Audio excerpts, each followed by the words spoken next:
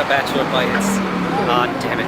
Hello and welcome to Spatulogs. Today I'm at the 9th Avenue Food Festival. It's real good. I'm going to show you guys a lot of fun stuff. Hello and welcome to Spatulogs. It was incredibly loud and my family makes incredibly bad commentary when we were filming over at the food festival. So I'm doing some post audio. We went to two food festivals, Harlem Eat Up and the 9th Ave Food Festival back in May. Now it's taken me a hell of a long time to get to doing this video, but I decided that I'd talk about what makes a good food festival, because there's a lot of them happening right now around the September-October area, with all of the farmers markets and harvest festivals that are happening right now. So I want you guys to have a good idea of what to look for when you're looking for a really good food festival. So let's get started. To start off, I was actually pretty excited for Harlem Eat Up. I looked at it online and it looked like it was going to be really good and seemed like it was going to be in a good place. But there were a lot of problems that made it not as fun as it could have been, and there were some easy changes they could have done to make it a lot better. So one thing that makes food festivals great is having a lot of variety. No one goes to a food festival just to try a few things. It's for getting a ton of options and having to cut them down to only the ones you really want. If you don't leave the festival wondering what a few of the things you skipped out on are, you didn't have enough choice. That feeling of, oh man, I need to look that up or I need to find that somewhere else, is what makes going to these things so much fun. Now 9th Ave had that perfected. There was a ton of food from all sorts of restaurants, bakeries, confectionery shops, and even food trucks and stuff that like normally wouldn't have a booth set up. It was all there, and it was all things that you want to look at and decide what you really want to try out. Like if you started from the beginning and just picked out the first thing you saw, you would be so disappointed going all the way down, seeing all the things that you missed out on. This even happened to me.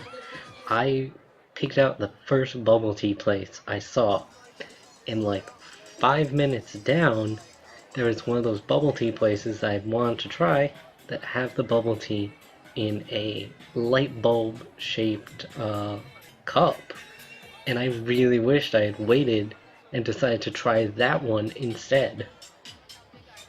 Now Harlem Eat Up didn't have that, and part of it was because it was in a smaller space, but also part of it was because they didn't have as much variety.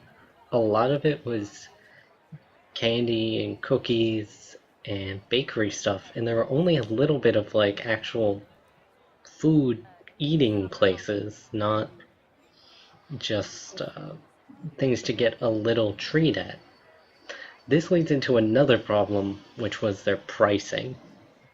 So the next thing is price. Well, all different food festivals always cost different. There are always going to be the hipster cool places where you're paying $15 for anything you're buying. And there's always going to be the nice hometown farmers market where you'll never pay more than $10 unless you're buying the biggest thing they have. But overall, what a food festival should try and have is the ability to experience the festival and at least check out all the things that the festival has to offer, even if you can only afford to get a couple things or even just one. This is where Harlem Eat Up needs to change. There was a $90 all-you-can-eat option, and I assumed that you could either buy things off the menu or at least see what they had to offer, even if you weren't allowed to take some of it. But it was all cordoned off behind a barrier which cut the festival area in half.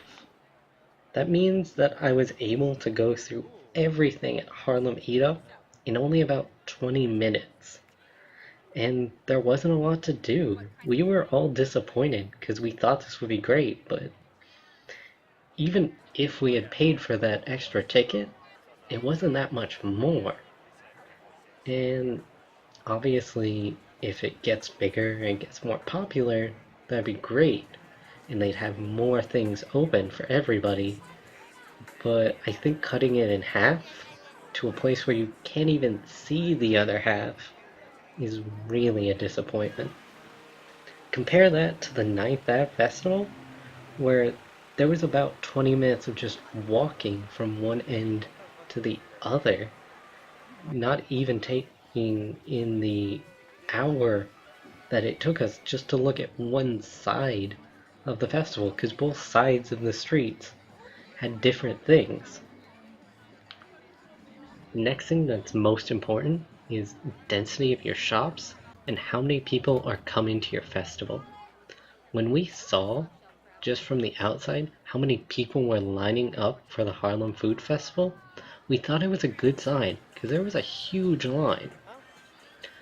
But once we got in there, everything was spaced out so much that it didn't seem like there was anyone there.